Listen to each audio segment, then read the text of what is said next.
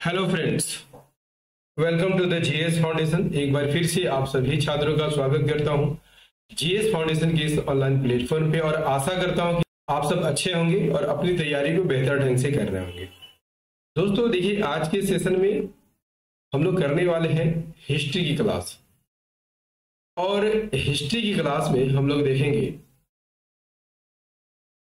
Most important 30+ MCQ with explanation. और याद रखिएगा, मेरी वीडियो रोजाना शाम 7 बजे आती है, तो इसे आप रोज देखना मत भूलिएगा। तो चलिए शुरुआत कर लेते हैं आज के सेशन की। ये पहला सवाल क्या कहता है दोस्तों? कहता है कि पाषाण काल किसे कहते हैं? ऑप्शन है मनुष्य की सभ्यता के प्रारंभिक काल को, मनुष्य की सभ्यता के उस काल को जब वह पत्थर के औजारों का प्रयोग करता था। यही सही आंसर हो जाएगा, ऑप्शन बी सही आंसर हो जाएगा। क्लियर? चलिए इससे संबंधित पॉइंट्स देखेंगे। देखिए, पाषाण काल यानी स्टोन एज, पाषाण काल मानव इतिहास का सबसे प्राचीन काल है ना।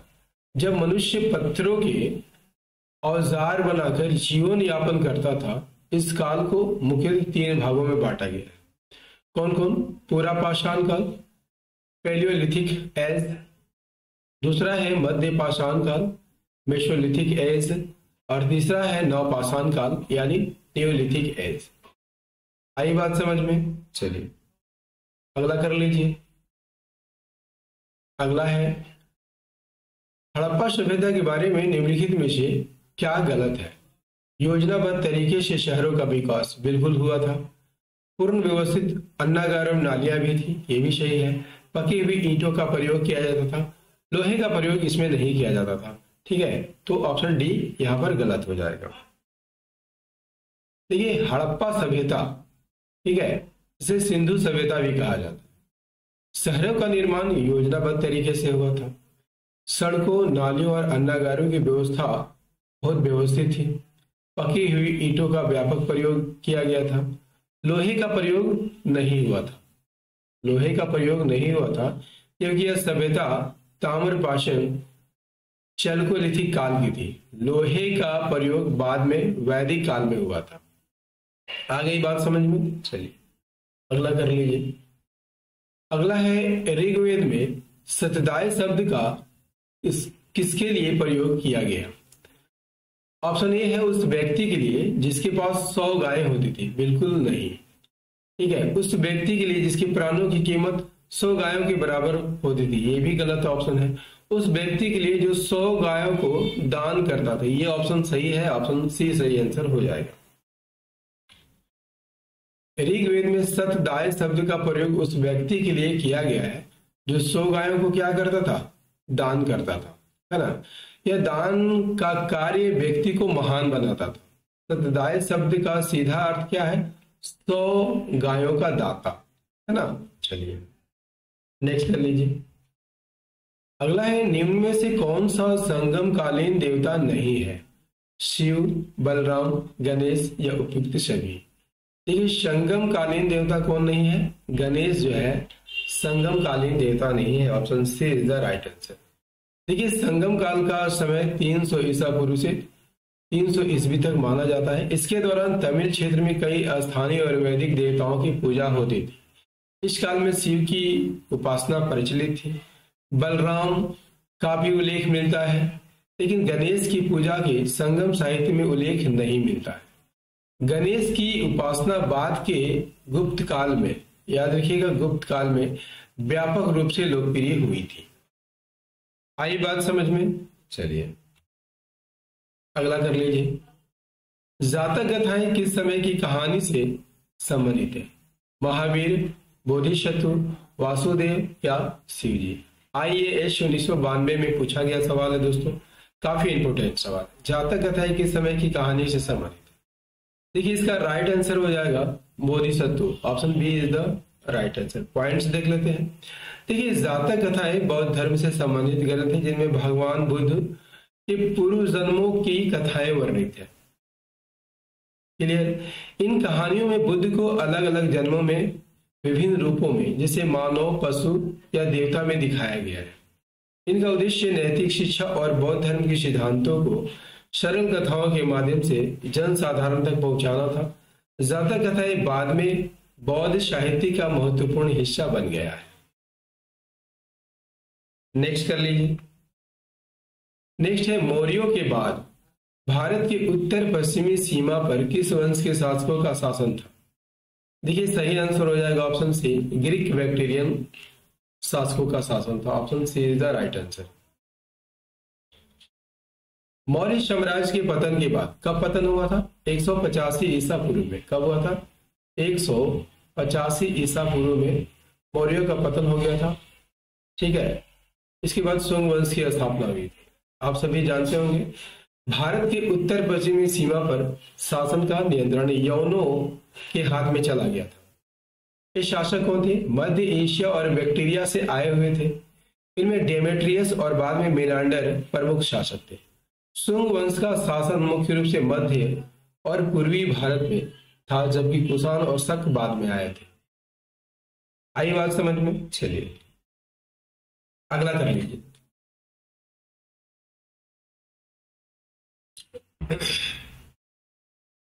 अगला है सातवाहन वंश के किस शासक ने वेनकटक स्वामी की उपाधि ग्रहण करते हुए वेनकटक नगर की स्थापना की थी? इसका राइट आंसर हो जाएगा दोस्तों Yajnashri Satakarni. Option B is the right answer.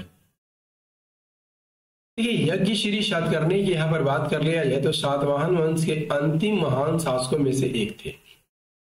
उन्होंने समुद्री व्यापार को प्रोत्साहित किया और अपने शासन काल में कई नगरों की स्थापना भी की।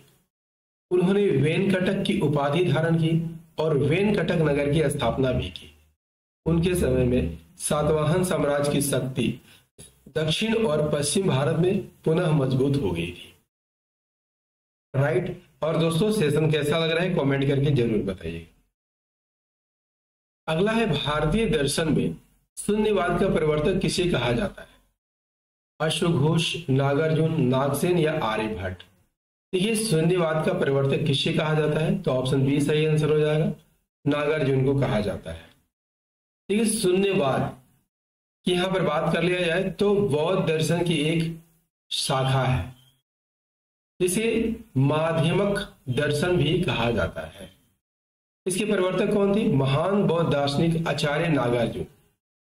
उन्होंने दूसरी सदी में मूल माध्यमिक कारिका नामक ग्रंथ की रचना की।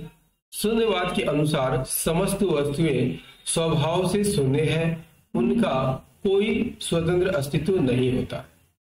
यह विचार बौद्ध धर्म के महायान पंथ में काफी प्रभावशाली रहा। Right answer. नेक्स्ट कर लीजिए दोस्तों, वाकाटक राजवंश की स्थापना किसने की थी? विंध्य शक्ति, प्रवरसेन, रुद्रसेन या पृथ्वीसेन? वाकाटक राजवंश की स्थापना किसने की थी? तो इसका राइट आंसर हो जाएगा ऑप्शन ए, विंध्य शक्ति ने की थी। देखिए वाकाटक वंश की स्थापना विंध्य शक्ति ने की थी 3री शताब्दी में और उन्होंने मध्य भारत में इस वंश की नींव रखी थी। कहां पर? महाराष्ट्र और विदर्भ क्षेत्र में। उनके वंशज प्रवरसेन प्रथम वाकाटक वंश के सबसे शक्तिशाली शासक माने जाते हैं। उन्होंने साम्राज्य को व्यापक रूप से फैलाया था, वैदिक यज्ञों का भी आयोजन किया था। वाकाटक वंश का शासन गुप्त काल के समकालीन था। यदि आपसे पूछ लिया जाए कि वाकाटक वंश का शासन किस वंश के समकालीन था तो आंसर कीजिएगा गुप्त वंश के समकालीन था और गुप्तों से उनके वैवाहिक संबंध भी थे। प्रभावती गुप्त का विवाह वाकाटक शासक रुद्रसेन द्वितीय से हुआ था। ये इंपॉर्टेंट फैक्ट है। अगला है बादामी के चालुक्य वंश की स्थापना किसने की थी? जय सिंह, रणराग, पुलकेशिन प्रथम या पुलकेशिन द्वितीय? बादामी की चालुक्य वंश की स्थापना पुलकेशिन प्रथम द्वारा किया गया था। बादामी के चालुक्य वंश की स्थापना किसने की थी? पुलकेशिन प्रथम ने की थी। कब की थी? 6ठी शताब्दी ईस्वी में। उन्होंने कर्नाटक क्षेत्र में बादामी, अभी इसे बागलकोट कहा जाता है, को अपनी राजधानी बनाई। इस वंश ने दक्षिण भारत के इतिहास में महत्वपूर्ण भूमिका निभाई और एक सशक्त साम्राज्य की नींव रखी थी। बाद में उनके वंशज पुलकेशिन देखते हुए जो सबसे प्रसिद्ध शासक थे और इन्होंने हर्षवर्धन को पराजित किया था। यदि आपसे पूछ लिया जाए किस नदी के किनारे परास्त किया था, तो नर्मदा नदी के किनारे परास्त किया था। ये भी आप याद करके रखिएगा। अगला क्या है? अगला है राष्ट्रकूट वंश के शासक किसके सामंत थे? बादामी के चालुक्य, कल्याणी के चालुक्य, कांची के चालुक्य, वकाटा। इसका राइट आंसर हो जाएगा ऑप्शन ए, ये बादामी के चालुक्य वंश के सामंत थे। देखिए, राष्ट्रकूट वंश की यहां पर बात कर लिया जाए दोस्तों, तो दक्षिण भारत का एक वंश था। प्रारंभ में ये बादामी के चालुक्य शासकों के सामंत थे, ठीक है। बाद में राष्ट्रकूट शासकों ने स्वतंत्र शासन स्थापित किया और कर्नाटक तथा महाराष्ट्र के क्षेत्रों में अपना साम्राज्य फैलाया। प्रसिद्ध राष्ट्रकूट शासक कृष्ण प्रथम और अमृत रत्न ने कला, स्थापत्य और संस्कृति को बढ़ावा दिया था। राइट, चलिए अगला कर लीजिए दोस्तों। अगला है चोलों की राजधानी कहाँ थी? मदुरई, तंजौर, वातापी या प्रतिष्ठा? देखिए, सही आंसर क्या हो जाएगा? ऑप्शन बी सही आंसर हो जाएगा, तंजौर। चोल वंश के सबसे प्रसिद्ध और शक्तिशाली शासक कौन थे? राजा राजचोल थे और उनके वंशजों का शासन दक्षिण भारत में था। राइट, चोलों की राजधानी कहाँ थी? तो ये तंजौर थी, जहां उन्होंने बृहदेश्वर मंदिर की स्थापना की थी, ठीक है। मदुरई की यहां पर बात कर लिया जाए तो पांडे और चेर वंश की राजधानी थी। वातापी की बात कर लिया जाए तो चालुक्य वंश की राजधानी थी। आई बात समझ में? चलिए सॉरी, महमूद गजनवी जो गजनी का शासक था ने भारत पर कुल कितने बार आक्रमण किया था? 17 बार, 15 बार, 12 बार या 20 बार? तो इसका आंसर क्या हो जाएगा दोस्तों?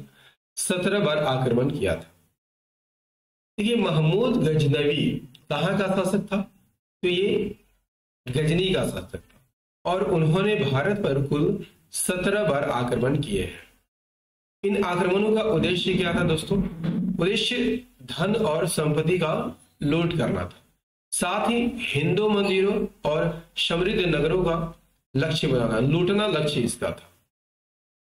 इनके लूटों में सबसे प्रसिद्ध सोमनाथ मंदिर का लूट है, जो कि कब हुआ था? 1025 में, ठीक है। इसी मंदिर को जब लूट के जा रहा था तो इस पर जाटों ने आक्रमण कर दिया था, ये भी आप याद रखिएगा।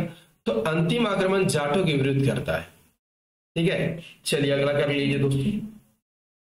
देखिए, दिल्ली सल्तनत का राज्य क्या था? धर्मनिरपेक्ष, धर्म प्रधान, सर्वधर्म समभाव, सभी। देखिए, दिल्ली सल्तनत जो है ना दोस्तों, ये धर्म प्रधान सल्तनत था। राइट, दिल्ली सल्तनत की यहां पर बात कर लिया जाए तो 1206 से 1526 तक चलता है। कुतुबुद्दीन ऐबक इसके संस्थापक माने जाते हैं और इसके अंतिम शासक कौन थे? इब्राहिम लोदी। और इब्राहिम लोदी को हराकर बाबर ने मुगल वंश की स्थापना की थी।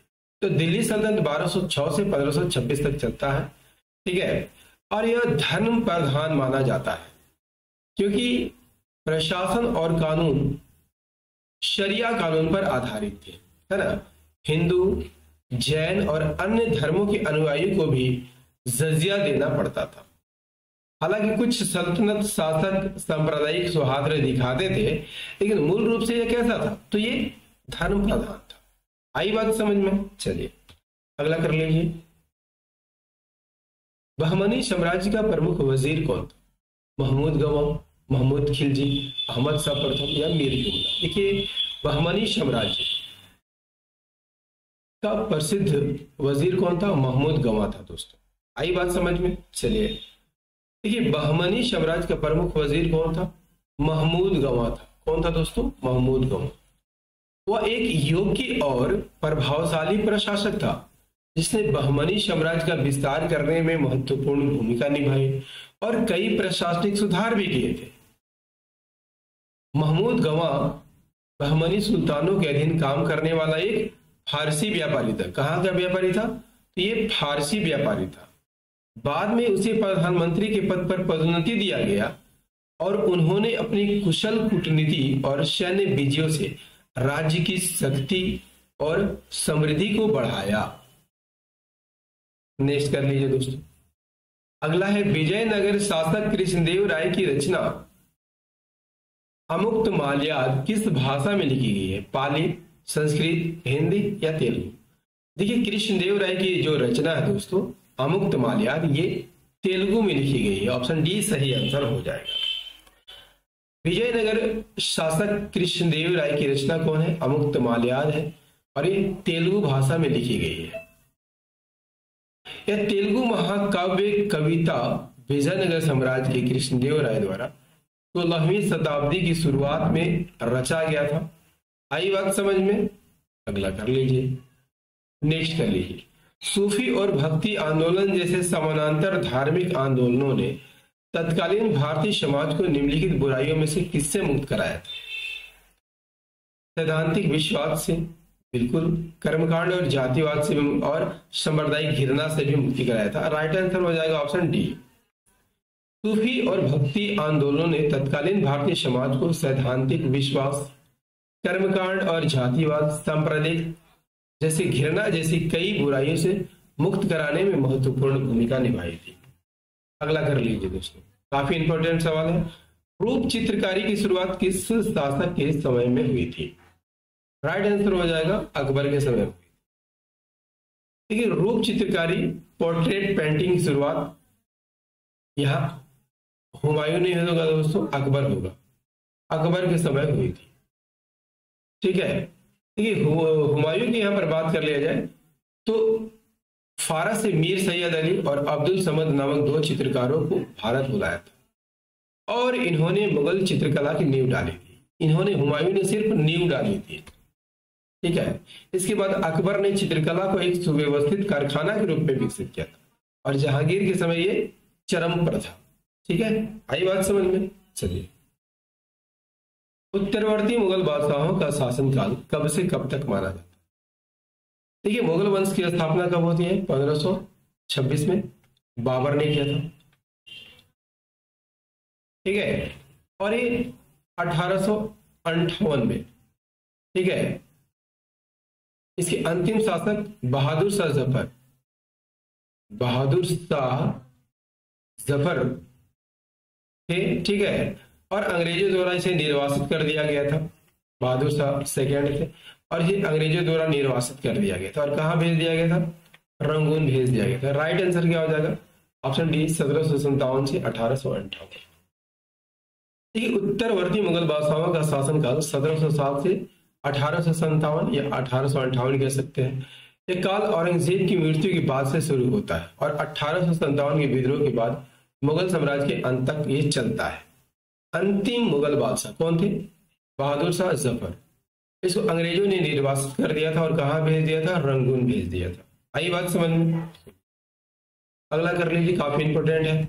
शिवाजी का राज्याभिषेक कब हुआ था? 1674, 75, 78 या 76? सही आंसर ही हो जाएगा 1674। Option A is the right answer. ठीक है, शिवाजी का राज्याभिषेक कब होता है? 1674 में। ऐतिहासिक घटना 6 जून 1674 को हुआ था और राज्याभिषेक कहाँ किया था? रायगढ़ के किले में। और इस भव्य समारोह में शिवाजी को छत्रपति की उपाधि से सम्मानित किया गया था। उन्हें एक स्वतंत्र हिंदू स्वराज्य की स्थापना की थी और यह घटना साम्राज्य की शुरुआत थी और विदेशी शासन के खिलाफ एक मजबूत प्रतिक्रिया के रूप में छा गई थी। चलिए, अगला है, भारत में फ्रांसीसियों की पहली बस्ती कहाँ स्थापित हुई? राइट आंसर हो जाएगा सूरत में। भारत में फ्रांसीसियों की पहली बस्ती कहां पर स्थापित हुई दोस्तों? सूरत में स्थापित हुई थी, जहां उन्होंने 1668 में, कब? 1668 में पहला कारखाना स्थापित किया था। इसके बाद उन्होंने मुसलीपट्टनम में स्थापित किया था, कब? 1669 में मुसलीपट्टनम। 1673 में उन्होंने पांडिचेरी में कारखाना स्थापित किया, जिसमें पांडिचेरी भारत में फ्रांसीसियों की प्रमुख बस्ती बन गई। अगला कर लीजिए, अगला भी काफी इंपॉर्टेंट है। निम्नलिखित में किसकी सूबेदारी के समय बंगाल स्वतंत्र हुआ था? मुर्शीद कुली खां के समय। Option A is the right answer. ठीक है, मुर्शीद कुली खां के बाद कौन बैठता है? सुजाउद्दीन, और सुजाउद्दीन के बाद सरफराज, और सरफराज की हत्या कौन कर देता है? अली वर्दी खान। क्लियर? मुर्शीद कुली खान के समय में बंगाल स्वतंत्र हुआ था। आई बात समझ में? उन्होंने 1717 में नवाब के रूप में बंगाल में सत्ता को मजबूत किया, इससे वह दिल्ली की केंद्रीय शक्ति से लगभग स्वतंत्र हो गया। और उन्होंने राजधानी किसे बनाएगा? मुर्शिदाबाद को राजधानी बनाया। अगला कर लीजिए,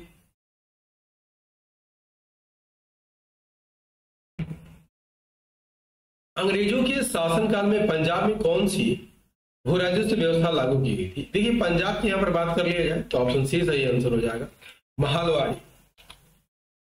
अंग्रेजों के शासनकाल में महालवाड़ी कौन सी व्यवस्था थी? तो भू राजस्व की व्यवस्था थी। इस व्यवस्था में क्या होता था? पूरे गांव या समूह को राजस्व एकत्रित करने के लिए एक इकाई माना जाता था, और गांव का मुखिया या समिति सरकार को राजस्व देने के लिए जिम्मेदार होती थी। महालवाड़ी व्यवस्था उत्तर पश्चिमी भारत में, गंगा घाटी में और पंजाब जैसे क्षेत्रों में लागू की गई थी। अगला कर लीजिए दोस्तों, सूची 1 को सूची 2 से सुमेलित करना है। ठीक है, संथाल विद्रोह कहां पर हुआ था? तो ये संथाल विद्रोह किसके नेतृत्व में हुआ था? सिद्धू कान्हू। ए का 4। ठीक है, तो 3 ऑप्शन में 4 दिखाई दे रहा होगा। ठीक है, मुंडा विद्रोह बिरसा मुंडा के काल में हुआ था। ठीक है, तो सी का 2, सी का 2, सी का 2, तो ऑप्शन बी में है, इसका राइट आंसर हो जाएगा ऑप्शन बी। यानी का ए का 4। ठीक है, संथाल विद्रोह कान्हू के नेतृत्व में हुआ था। ठीक है, बी अहोम विद्रोह, अहोम विद्रोह गोमधर कुंवर के नेतृत्व में हुआ था। सी मुंडा विद्रोह बिरसा मुंडा के नेतृत्व में हुआ था, और रामोसी विद्रोह चित्तर सिंह के नेतृत्व में हुआ था। राइट, चलिए। संथाल सिद्धू कान्हू के नेतृत्व में 1855 में। ठीक है, कहां पर? झारखंड में, झारखंड में हुआ था। ठीक है, तो अहोम कहां पर हुआ था? तो ये केरल में हुआ था। मुंडा विद्रोह भी झारखंड में ही हुआ था, झारखंड में। ठीक है, कब हुआ था? 1895 में हुआ था। और रामोशी विद्रोह चित्तर सिंह के नेतृत्व में आंध्र प्रदेश में हुआ। ठीक है ना? चलिए अगला कर लीजिए दोस्तों, 20वीं सदी में होने वाली किसान आंदोलनों की विशेषता क्या थी? उनका साम्राज्यवाद विरोधी होना बिल्कुल सही है।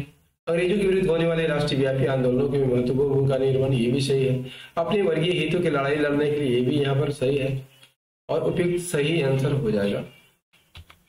ठीक है, 20वीं सदी में आंदोलनों की विशेषताएं की थी उनका साम्राज्यवादी विरोधी होना, अंग्रेजों के विरुद्ध होने वाले राष्ट्रव्यापी आंदोलन में महत्वपूर्ण भूमिका निर्वहन करना, अपने वर्गीय हितों की लड़ाई लड़ने के लिए किसान संगठनों की स्थापना करना। राइट, चलिए अगला कर लीजिए, ब्राह्मण समाज को आध्यात्मिक रूप में किसने विकसित किया था? रानाडे, भंडारकर, देवेंद्रनाथ टैगोर या केशव चंद्र सेन? सही आंसर हो जाएगा ऑप्शन सी। ब्राह्मण समाज को आध्यात्मिक रूप किसने दिया था? रविंद्रनाथ टैगोर ने। राजा राम मोहन राय ने ब्राह्मण समाज को स्थापना किया था। 1843 में टैगोर इसमें शामिल होते हैं, और शामिल होने के बाद आध्यात्मिक और नैतिक दिशा देते हैं। उन्होंने, यदि आपसे पूछ लिया जाए, तत्वबोधिनी सभा की स्थापना किसने की थी? देवेंद्रनाथ टैगोर ने की थी। इस आंदोलन को नया जीवन उन्होंने दिया था और ब्रह्म धर्म की शिक्षाओं पर बल दिया था। अगला कर लीजिए, नेक्स्ट है सूची 1 को सूची 2 से सुमेलित कीजिए। ठीक है, कलकत्ता मदरसा की स्थापना, कलकत्ता मदरसा की स्थापना किसने की थी? वारेन हेस्टिंग्स ने की थी। ए का 3। ठीक है, ए का 3, ए और डी में। ठीक है, बनारस संस्कृत विश्वविद्यालय की स्थापना जोनाथन डंकन ने की थी। क्लियर, दोनों में एक एक है। फोर्ट विलियम कॉलेज, तो इसकी स्थापना लॉर्ड वेलेस्ली ने की थी। ठीक है, तो सी का दूसरा, सी का दूसरा ऑप्शन ए में है, ऑप्शन ए सही आंसर हो जाएगा। राइट, और लोक शिक्षा विभाग की स्थापना किसने की थी? तो ये चार्ल्स वुड ने की थी। क्लियर? सही। कलकत्ता मदरसा की स्थापना वारेन हेस्टिंग्स ने कब की थी? 1781। बनारस संस्कृत विश्वविद्यालय की स्थापना जोनाथन डंकन ने किया था 1792। फोर्ट विलियम कॉलेज की स्थापना लॉर्ड वेल्लेस्ली ने 1800 में किया था। ठीक है। और लोक शिक्षा विभाग की स्थापना चार्ल्स वुड के डिस्पैच 1854 के प्रस्ताव से संबंधित है, जिसमें भारत की शिक्षा को लोकतांत्रिकरण की रूपरेखा प्रस्तुत की गई थी। अगला कर लीजिए, राष्ट्रीय आंदोलन का प्रथम चरण कब से कब तक माना जाता है? देखिए, प्रथम चरण की यहां पर बात कर लिया जाए तो 1885 से 1905 के बीच माना जाता है। 1885 में क्या हुआ था? 1885 में कांग्रेस की स्थापना हुई थी। और 1905 में क्या हुआ था? इसमें बंगाल का विभाजन हुआ था। राइट। राष्ट्रीय आंदोलन का प्रथम चरण 1885 से 1905 तक माना जाता है और इस अवधि को उदारवादी चरण कहा जाता है, क्योंकि इस दौरान जो है भारतीय राष्ट्रीय कांग्रेस की स्थापना कब हुई थी? 1885 में। ठीक है। और नेताओं ने शांतिपूर्ण और संवैधानिक तरीकों से सुधारों की मांग की थी। अगला कर लीजिए, अगला है मुस्लिम लीग की स्थापना कब हुई थी? 30 दिसंबर 1906 को। राइट आंसर हो जाएगा ऑप्शन ए। मुस्लिम लीग की स्थापना कब हुई थी? 30 दिसंबर 1906 को। ठीक है। कहां पर हुई थी? तो ढाका में हुई थी। ढाका वर्तमान में बांग्लादेश की राजधानी, आप सभी जानते होंगे। और नवाब सलीमुल्लाह खान के नेतृत्व में इसकी स्थापना हुई थी। अगला कर लेंगे और इस सेशन का अंतिम प्रश्न है, रविंद्रनाथ टैगोर ने किस शास्त्रीय नृत्य को पुनर्जीवित करके उसे केरल के अतिरिक्त बंगाल में भी लोकप्रिय बनाया था? सही आंसर हो जाएगा कथकली। ठीक है। रविंद्रनाथ टैगोर ने केरल के कथकली को पुनर्जीवित किया था और इसे केरल के अलावा बंगाल में भी लोकप्रिय बनाया था। उन्होंने अपने नृत्य नाटकों में कथकली और मोहिनी अट्टम जैसे शास्त्रीय नृत्यों के शामिल किया था, जिससे उन्हें बंगाल में लोकप्रियता मिली थी। राइट। दोस्तों, भारतीय इतिहास का ये सेशन आपको कैसा लगा तो कमेंट करके जरूर बताइएगा। यदि सेशन पसंद आया हो तो एक लाइक कीजिएगा, इसे अपने दोस्तों के साथ शेयर कीजिएगा और यदि आप भी इस चैनल पर नए हैं, चैनल को जरूर सब्सक्राइब कर लीजिएगा, बेल आइकन को प्रेस करना मत भूलिएगा। तो मिलते हैं अगले महत्वपूर्ण सेशन में ज्योग्राफी की क्लास के साथ। तब तक के लिए जय हिंद, धन्यवाद।